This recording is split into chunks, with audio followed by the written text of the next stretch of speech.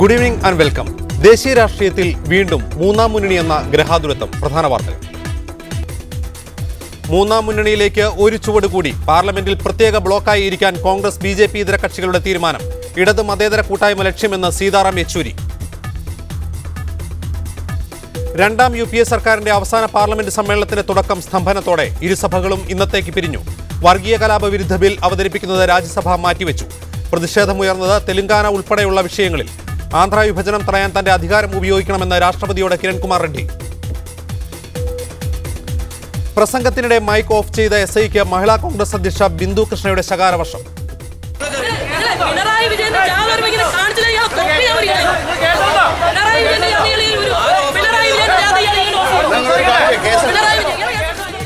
Pinarayi Vijayan പ്രസംഗിക്കുമ്പോഴും mic off ചെയ്യണം, ഇല്ലെങ്കിൽ തൊപ്പി തെറിപ്പിക്കുമെന്ന് ബിന്ദു കൃഷ്ണ. തുടർച്ചയായ ഏകദിന തോൽവികൾക്ക് പിന്നാലെ ഇന്ത്യൻ ക്രിക്കറ്റ് ടീം ടെസ്റ്റ് പരമ്പരയ്ക്ക്. ന്യൂസിലൻഡിനെതിരായ ആദ്യ ടെസ്റ്റിന് നാളെ തുടക്കം.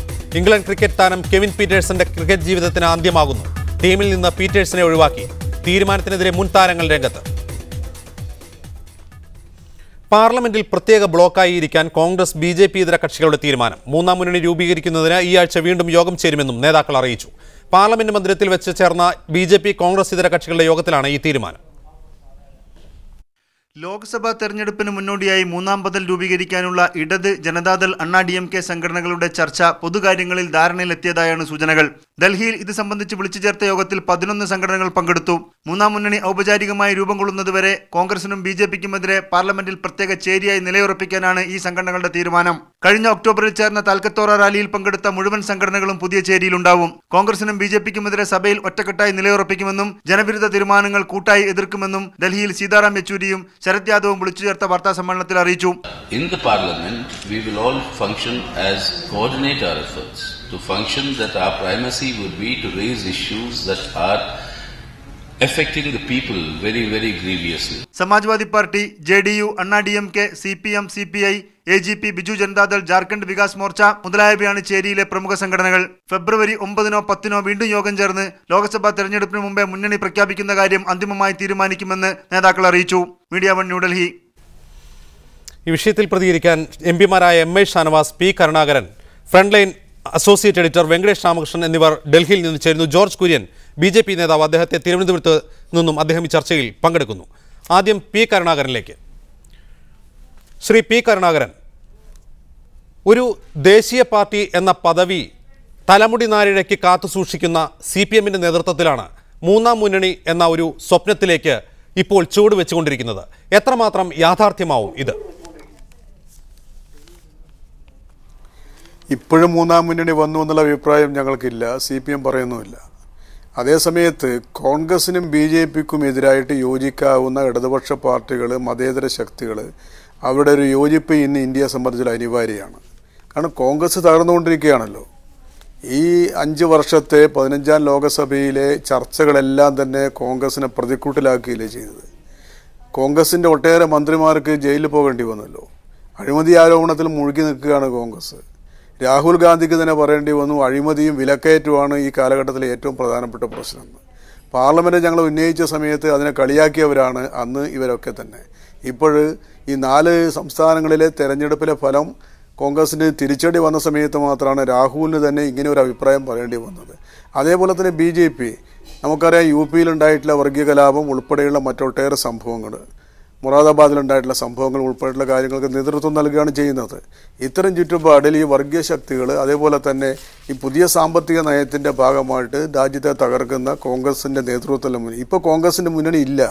കോൺഗ്രസ് കഴിഞ്ഞ പ്രാവശ്യം ഗവൺമെൻറ് വരുന്ന സമയത്ത് TMC ഉണ്ടായിരുന്നു, DMK ഉണ്ടായിരുന്നു.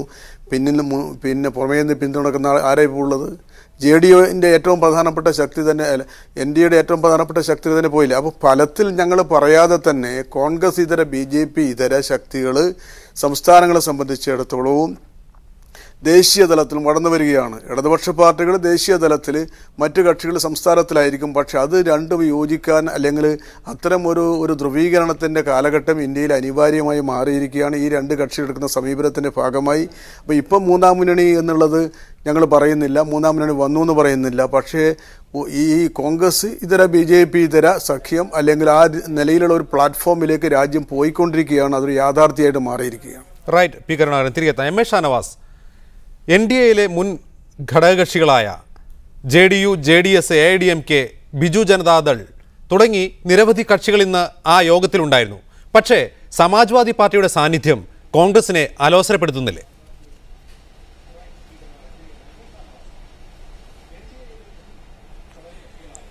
ഒന്ന്, ഇതിൻ്റെ അകത്തൊരു മോഹവലയത്തിൽപ്പെട്ടുകൊണ്ട് കുറെ പാർട്ടികൾ ഇപ്പോൾ താൽക്കാലികമായി ഒന്ന് ഏച്ചുകെട്ടി ഉണ്ടാക്കി എന്നുള്ളതല്ലാതെ ഈ മുന്നണിക്ക് നിലനിൽക്കാൻ സാധ്യമല്ല. ഇവിടെ ഒരു മൂന്നാം മുന്നണി അപ്രസക്തമാണ്. മൂന്നാം മുന്നണിക്ക് മുമ്പോട്ട് പോകാൻ സാധിക്കില്ല.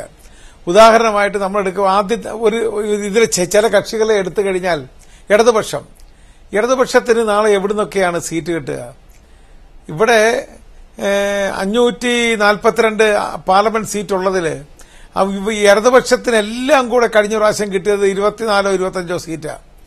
അതിൽ വല്ല 1 or 2 അതിൽ ചില സീറ്റുകൾ കുറയാനല്ലാതെ കൂടാനുള്ള ഒരു സാധ്യതയും ഞാൻ കാണുന്നില്ല. അപ്പോൾ ഇവിടെ ഒരു മൂന്നാം മുന്നണി എന്ന് പറഞ്ഞു കഴിഞ്ഞാൽ ഇവർക്കാർക്ക് യോജിക്കാനും സാധിക്കില്ല. പിന്നെ ഇതിലൊന്നും ഒരു കെട്ടുറപ്പുമില്ല. ഇലക്ഷന്റെ റിസൾട്ട് വന്നു കഴിഞ്ഞാൽ കോൺഗ്രസിന്റെ നേതൃത്വത്തിൽ ഒരു ഭരണം എന്നുള്ള രീതിയിലേക്ക് കാര്യങ്ങൾ പോകുന്ന സാഹചര്യം ഉണ്ടാവുമെന്ന് തന്നെയാണ് എന്റെ പ്രതീക്ഷ. മതേതരത്വ ബദൽ ഏത് എന്ന് ചോദിച്ചാൽ കോൺഗ്രസ് ആണ്. ഫാസിസത്തിനെതിരായിട്ടുള്ള ബദൽ ഏത് എന്ന് ചോദിച്ചാൽ കോൺഗ്രസ് ആണ്. ആ കോൺഗ്രസിന്റെ നേതൃത്വത്തിൽ ഇന്ത്യയിലെല്ലാം കൂടെ കിട്ടുന്ന ഈ മെമ്പർമാരെ പൂള് ചെയ്ത് കഴിഞ്ഞാൽ ഒരു ഏറ്റവും വലിയ ഒറ്റക്കക്ഷി എന്ന രീതിയിൽ വീണ്ടും കോൺഗ്രസ് വരികയും അങ്ങനെ കോൺഗ്രസിന്റെ നേതൃത്വത്തിലുള്ള ഒരു ഭരണം എന്നുള്ളതല്ല. മൂന്നാം മുന്നണി അത് അടർന്ന് പല കഷണങ്ങളായി അത് തെറിച്ചു വീഴുന്നത് കാണുവാൻ സാധിക്കും. അതിൽ പല കക്ഷികൾക്കും ഒരു എംപിമാരെ പോലും ഉണ്ടാകാനുള്ള സാധ്യതയില്ല. റൈറ്റ്. എം എ ഷാനവാസ് തിരികെ എത്താൻ താങ്കളിലേക്ക്. ജോർജ് കുര്യൻ, ഇന്നത്തെ യോഗം യഥാർത്ഥത്തിൽ കോൺഗ്രസിനേക്കാൾ അലോസരപ്പെടുത്തേണ്ടത് BJPയെയാണ്. കാരണം NDAയിലെ മുൻ ഘടകകക്ഷികളാണ് ആ യോഗത്തിൽ പങ്കെടുത്ത പാർട്ടികളിൽ ഭൂരിഭാഗവും. ജനതാദൾ യുണൈറ്റഡ് ഉൾപ്പെടെ. പേടിയാവുന്നില്ലേ NDAയ്ക്ക്? കാരണം പുതിയൊരു മുന്നണി രൂപീകരിക്കുന്നത് NDAയുടെ സാധ്യതകളെയാണ് കൂടുതൽ തകർക്കുന്നത്. അതിന് ഞാനൊരു ഉദാഹരണം പറയാം. 1998 മൂന്നാം മുന്നണിയുടെ ചെയർമാൻ ചന്ദ്രബാബു നായിഡു ആയിരുന്നു ഇലക്ഷൻ നടന്നപ്പോൾ. റിസൾട്ട് വന്ന ഒരാഴ്ചയ്ക്കുള്ളിൽ അതേ ചന്ദ്രബാബു നായിഡു NDAയുടെ വൈസ് ചെയർമാനായി. ഈ കക്ഷികളെല്ലാം തന്നെ ഏതാണ്ട് അവരുടെ താല്പര്യങ്ങൾ, ഒരുപക്ഷെ അവരുടെ സംസ്ഥാനത്തിൻ്റെ താല്പര്യങ്ങൾ അതിനുവേണ്ടിയാണ് നിലകൊള്ളുന്നത്. മറ്റൊരു കാര്യം ഞാൻ പറയാൻ ആഗ്രഹിക്കുന്നത്, ഇതൊരു മൂന്നാം മുന്നണിയല്ല. ഇത് ഒന്നുകിൽ BJPയുടെ പിന്തുണയോടുകൂടി അല്ലെങ്കിൽ കോൺഗ്രസിൻ്റെ പിന്തുണയോടുകൂടി അധികാരത്തിൽ വരുവാൻ വേണ്ടി ആഗ്രഹിക്കുന്നവരുടെ ഒരു മുന്നണിയാണ്. അതുകൊണ്ട് അതിനെ അരമുന്നണി എന്ന് പറയുന്നതാണ് ശരി. കാരണം 1989 BJPയുടെ പിന്തുണയോടുകൂടി അധികാരത്തിൽ വന്നു. 1996 ദേവഗൌഡ കോൺഗ്രസിൻ്റെ പിന്തുണയോടുകൂടി അധികാരത്തിൽ വന്നു. അപ്പോഴൊക്കെ തന്നെ ഇവർക്കൊരു ധാർമ്മികമായിട്ടുള്ള ശക്തി എന്ന് പറയുന്നത് ഇടതുപക്ഷത്തിൻ്റെ സമീപനമായിരുന്നു. കാരണം ഇടതുപക്ഷം കോൺഗ്രസിനോ BJPക്കോ നേരിട്ട് പിന്തുണ കൊടുത്തിരുന്നില്ല. ദേവഗൌഡയുടെ കാലത്തും അതുപോലെ തന്നെ VP സിംഗിൻ്റെ കാലത്തും. പക്ഷേ 2004 അത് എല്ലാം തകർത്തുകൊണ്ട് ഇടതുപക്ഷം കോൺഗ്രസിനെ നേരിട്ട് പിന്തുണച്ചു. അതോടുകൂടി ഇതിൻ്റെ പ്രസക്തി ഇല്ലാതായി. ആശയപരമായിട്ടുള്ള ഇതിൻ്റെ അടിത്തറ എന്തെങ്കിലും ഉണ്ടായിരുന്നെങ്കിൽ അതില്ലാതായി. അതുകൊണ്ട് തന്നെ ഇനി കോൺഗ്രസ്സുകാർ മുന്നോട്ട് വെക്കുന്ന ആവശ്യങ്ങൾ അല്ലെങ്കിൽ ആരോപണങ്ങൾ, ഇപ്പോൾ ശ്രീ ഷാനവാസ് പറഞ്ഞതുപോലെയുള്ള കാര്യങ്ങളുടെ മുമ്പിൽ ഇടതുപക്ഷം പതറുന്നതാണ് നമുക്ക് കാണുവാൻ സാധിക്കുന്നത്. അതുകൊണ്ട് തന്നെ ഇത് ഒരു കോൺഗ്രസിൻ്റെ B ടീമായിട്ട് മാറാൻ വേണ്ടിയുള്ള ഇടതുപക്ഷത്തിൻ്റെ ഒരു ശ്രമമാണ് എന്ന് മാത്രമേ ഇതിൽ നമുക്ക് മനസ്സിലാക്കാൻ സാധിക്കുകയുള്ളൂ. BJP സിംഗിൾ ലാർജസ്റ്റ് പാർട്ടിയാകുമ്പോൾ ഇതിൻ്റെ അകത്തുള്ള ഭൂരിപക്ഷം കക്ഷികളും BJPയെ പിന്തുണയ്ക്കുകയും ഇടതുപക്ഷം കോൺഗ്രസിൻ്റെ നയങ്ങളെ പിന്തുണയ്ക്കുന്നൊരവസ്ഥയിലേക്ക് ചില ആദർശങ്ങളൊക്കെ പറഞ്ഞ് മാറും 2004 പോലെ. അതാണ് സംഭവിക്കാൻ പോകുന്നത്. റൈറ്റ്. ജോർജ് കുര്യൻ തിരികെ എത്താം. വെങ്കടേഷ് രാമകൃഷ്ണൻ, ഇവിടെ ജോർജ് കുര്യൻ ചൂണ്ടിക്കാട്ടിയതുപോലെ ആദർശപരമായോ ആശയപരമായോ ഘടനാപരമായോ ഇനിയും വളർച്ചയെത്താത്ത ഒരാശയം മാത്രമാണ് മൂന്നാം മുന്നണി. ഇന്നത്തെ സീതാറാം യെച്ചൂരിയുടെ വാർത്താ സമ്മേളനത്തിൽ അദ്ദേഹത്തിൻ്റെ പ്രസ്താവന ശ്രദ്ധിച്ചാൽ മനസ്സിലാവും ഈ അവ്യക്തത. കാരണം കോൺഗ്രസ് ഇതര BJP ഇതര മതേതര ബദൽ എന്ന ആശയം ഉയർത്തിപ്പിടിക്കുമ്പോൾ തന്നെ കോൺഗ്രസ് ഇപ്പോഴും വർഗീയ ശക്തികളെ കൂട്ടുപിടിക്കുന്നു എന്ന തികച്ചും ഒട്ടും ഫോക്കസ്ഡ് അല്ലാത്ത ഒരു പ്രസ്താവനയാണ് സീതാറാം യെച്ചൂരി നടത്തിയത്. ഈ കൂട്ടായ്മയുടെ അവ്യക്തത തന്നെയല്ലേ ഇത് ചൂണ്ടിക്കാട്ടുന്നത്? അല്ല, തീർച്ചയായും ഇതിൽ അങ്ങനെ ഒരു വശമുണ്ടെന്നുള്ള കാര്യം ആർക്കും തള്ളിക്കളയാൻ പറ്റില്ല. അതായത് ഇടതുപക്ഷത്തിൻ്റെ നേതൃത്വത്തിൽ അവർ ഉദ്ദേശിക്കുന്ന മൂന്നാം ബദൽ, മൂന്നാം മുന്നണി എന്ന വാക്കല്ല ഇടതുപക്ഷം ഉപയോഗിക്കുന്നത്, മൂന്നാം ബദൽ എന്ന് പറയുന്ന ഒരു രാഷ്ട്രീയ സങ്കല്പത്തിൻ്റെയോ അല്ലെങ്കിൽ മറ്റു പാർട്ടികൾ മൂന്നാം മുന്നണി എന്ന് വിളിക്കുന്ന ഒരു തിരഞ്ഞെടുപ്പ് സഖ്യത്തിൻ്റെയോ ഒരു രൂപഭാവങ്ങൾ മൂർത്തമായി വന്നിട്ടില്ലാത്ത ഒരു കൂട്ടച്ചേരലാണ് ഇപ്പോൾ നമ്മൾ കണ്ടിരിക്കുന്നത്. പക്ഷേ ഇതിൽ താങ്കൾ നേരത്തെ സൂചിപ്പിച്ചതുപോലെ അണ്ണാ DMK പോലുള്ളൊരു പാർട്ടി ഈ ഒരു സഖ്യത്തിൻ്റെ കൂടെ അല്ലെങ്കിൽ ഈ ഒരു കൂടിച്ചേരലിൻ്റെ കൂടെ നിൽക്കുന്നു എന്നുള്ളത് വളരെ ശ്രദ്ധേയമാണ്. അത് ഇന്ത്യയിൽ നിലനിൽക്കുന്ന സാമൂഹിക രാഷ്ട്രീയ യാഥാർത്ഥ്യത്തിലേക്ക് വിരൽ ചൂണ്ടുന്ന ഒരു കാര്യവുമാണ്. അതായത് വിശാലമായി പരിശോധിക്കുകയാണെങ്കിൽ ഇന്ത്യയിൽ ഉള്ള സാമൂഹിക രാഷ്ട്രീയ യാഥാർത്ഥ്യത്തിൽ ഈ രണ്ട് വലിയ പാർട്ടികൾ, കോൺഗ്രസും ഭാരതീയ ജനതാ പാർട്ടിയും, ഒരു ദ്വികക്ഷി ഭരണ സമ്പ്രദായം ഉണ്ടാക്കാൻ വേണ്ടി ശ്രമിക്കാൻ തുടങ്ങിയിട്ട് 10-20 വർഷമായി. പക്ഷേ എല്ലാ ഘട്ടത്തിലും നമ്മൾ ഓരോ ഘട്ടത്തിലും നിയമസഭാ തെരഞ്ഞെടുപ്പുകൾ വരുമ്പോഴും പിന്നീട് ലോക്സഭാ തെരഞ്ഞെടുപ്പ് വരുമ്പോഴും അങ്ങനെ ഒരു ദ്വികക്ഷി ഭരണ സമ്പ്രദായത്തിലേക്ക് പോകാൻ ഞങ്ങൾ തയ്യാറല്ല എന്നാണ് ഇന്ത്യയിലെ ജനങ്ങൾ അവർ പലതരത്തിലുള്ള പ്രാദേശിക പാർട്ടികളെയും പലതരത്തിലുള്ള സ്വത്വരാഷ്ട്രീയ പാർട്ടികളെയും പിന്തുണച്ചുകൊണ്ട് കാണിച്ചിട്ടുള്ളത്. ഇപ്പോൾ അതിനെല്ലാം ഉപരിയായിട്ട് ഡൽഹിയിലെ ഒരു സംസ്ഥാന നിയമസഭാ തെരഞ്ഞെടുപ്പിൻ്റെ പശ്ചാത്തലം എടുത്ത് പരിശോധിച്ചാൽ അവിടെയും കോൺഗ്രസിനും BJPക്കും ബദലായി സ്വത്വരാഷ്ട്രീയമോ പ്രാദേശിക രാഷ്ട്രീയമോ പറയാത്തൊരു പാർട്ടിയെ ജനങ്ങൾ സ്വീകരിക്കുന്ന ഒരു ദൃശ്യവുമുണ്ട്.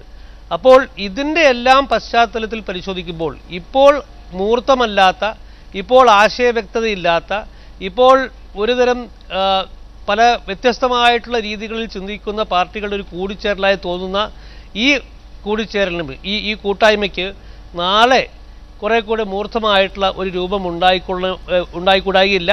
അങ്ങനെ കരുതുന്നതിൽ തെറ്റില്ല. റൈറ്റ്. വെങ്കടേഷ് രാമകൃഷ്ണൻ തിരികെ എത്താം.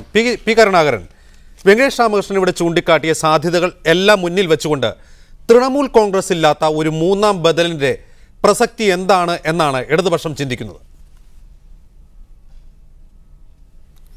അല്ല, തൃണമൂൽ കോൺഗ്രസ് മാത്രമല്ലല്ലോ രാഷ്ട്രീയ പാർട്ടികളെന്ന് പറയുന്നത്. ഇപ്പോൾ നമ്മൾ കാണേണ്ട ഒരു കാര്യം, പഴയ കാലഘട്ടത്തിൽ കോൺഗ്രസ് ആയിരുന്നു, BJP ആയിരുന്നു, അത് അങ്ങനെ തന്നെ തുടർന്നു പോകുമെന്നുള്ള ജോസ് കുര്യൻ്റെയോ ഷാനവാസിൻ്റെയോ ഒക്കെ അഭിപ്രായങ്ങൾ അവരുടെ ഒരു ആശയമാണ്. പക്ഷെ നമ്മൾ കാണേണ്ടത് ഇന്ത്യൻ രാഷ്ട്രീയത്തിൽ വന്നുകൊണ്ടിരിക്കുന്ന മാറ്റം, ആ മാറ്റം ചെറുതൊന്നുമല്ല. ഇപ്പോൾ ഒന്ന് ദേശീയ പാർട്ടികൾ എന്നതിനപ്പുറം പ്രാദേശിക പാർട്ടികൾ സംസ്ഥാനത്തിൽ മാത്രമല്ല ദേശീയ തലത്തിൽ തന്നെ സ്വാധീനമുള്ളതായിട്ട് മാറുന്നു. കോൺഗ്രസ് ഇവിടുന്ന് ഇടതുപക്ഷത്തിന് സീറ്റ് കിട്ടുന്നതല്ലേ ഷാനവാസ് ചോദിച്ചു. 100 സീറ്റ് കോൺഗ്രസിന് തേക്കാൻ കഴിയില്ല എന്നുള്ള വെപ്രാളത്തിലല്ലേ ഇപ്പോൾ കോൺഗ്രസ് ഉള്ളത്. എത്ര സീറ്റിലേക്ക് പോകുന്നില്ല പിന്നീട് പറയാം. കോൺഗ്രസ് അങ്ങനെ തകരുന്നതിൽ സന്തോഷമുള്ള ആളൊന്നുമല്ല ഞാൻ, അങ്ങനെ ധരിക്കേണ്ട. കാരണം ഒരു മതേതരത്വമുണ്ട് കോൺഗ്രസിന് എന്നുള്ളത് വെച്ചുകൊണ്ട്. പക്ഷെ നിങ്ങളുണ്ടാക്കിയിട്ടുള്ള ഒരു സമീപനത്തിൻ്റെ ഭാഗമായിട്ട് തന്നെ തകർച്ചയിലേക്ക് പോവുകയാണ്. അത്തരം ചുറ്റുപാടിൽ ഇപ്പോൾ ഈ തൃണമൂൽ കോൺഗ്രസ് ഇല്ലാത്തത് കൊണ്ട് ആകെ കുഴപ്പം എന്ന നിലയിലേക്ക് എത്താൻ പറ്റത്തില്ല നമുക്ക്. കാരണം പ്രാദേശികമായി വളർന്നു വരുന്ന എല്ലാ പാർട്ടികളും ഇതോടൊപ്പം നിൽക്കണമെന്നില്ല. എന്നാൽ നല്ലൊരു ഭാഗം പ്രാദേശിക പാർട്ടികളും ദേശീയ തലത്തിലുള്ള ഇടതുപക്ഷ പാർട്ടികളും മറ്റു ചില പാർട്ടികളും ചേർന്ന് ഒരു പുതിയ സമീപനം തന്നെയാണത്. ശരിയാണ്. കാരണം ഒരു പൂർണ്ണമായ രൂപത്തിലേക്ക് വന്നു എന്ന് പറയാൻ കഴിയില്ല. ചിലപ്പോൾ ഒരു പ്രാഥമിക ഘട്ടത്തിലാണെന്ന് പറയാൻ കഴിയും. പക്ഷെ ഇതിനൊരു രാഷ്ട്രീയ പശ്ചാത്തലമുണ്ട്. അതെന്താന്ന് പറഞ്ഞാൽ, ഒന്ന് ഞാൻ ആദ്യം സൂചിപ്പിച്ചതുപോലെ കോൺഗ്രസിൻ്റെ തുടർച്ചയായിട്ട് ഭരണം ഇന്ന് കോൺഗ്രസിനെ പ്രധാനമന്ത്രിയാക്കിയിട്ട് ചൂണ്ടിക്കാണിക്കുന്ന ശ്രീ രാഹുൽ ഗാന്ധിക്ക് തന്നെ പറയേണ്ടി വന്നിരിക്കുന്നു. വിലക്കയറ്റവും അഴിമതിയും ഉൾപ്പെടെയുള്ള കാര്യങ്ങൾ ആരാ ഉത്തരവാദി? അത് ജനങ്ങളെ ബാധിക്കുന്നുണ്ട്. അതാണ് 4 സംസ്ഥാനങ്ങൾ കണ്ടത്. വർഗീയതയുമായി ബന്ധപ്പെട്ട് BJP എടുക്കുന്നതിൽ നിന്ന് അല്പം പോലും പിന്നോട്ട് പോകാൻ വേണ്ടിയിട്ട് അവർ തയ്യാറാകുന്നില്ല. അപ്പോൾ ഇതൊരു അനുഭവമാണ്. ഈ അനുഭവത്തിൻ്റെ ഇടയിൽ തീർച്ചയായിട്ടും സമ്മർദ്ദങ്ങളുണ്ടാകും. ഇടതുപക്ഷ പാർട്ടികൾക്ക് സമ്മർദ്ദങ്ങളുണ്ടാകും, മറ്റു പാർട്ടികളുടെ സമ്മർദ്ദങ്ങളുണ്ടാകും. പക്ഷേ ഇതൊരു പരീക്ഷണം തന്നെയാണ്, അല്ലാന്ന് ഞാൻ പറയുന്നില്ല. പക്ഷേ ആ പരീക്ഷണം ഇന്ത്യയെ സംബന്ധിച്ചിടത്തോളം ശ്രീ വെങ്കടേഷ് സൂചിപ്പിച്ചതുപോലെ ദ്വികക്ഷി സമ്പ്രദായം മാത്രമേ പറ്റൂ, അതിനപ്പുറം ഒന്നും പോവില്ല എന്നുള്ള ഇന്ത്യയിലെ ജനങ്ങൾ അംഗീകരിക്കാൻ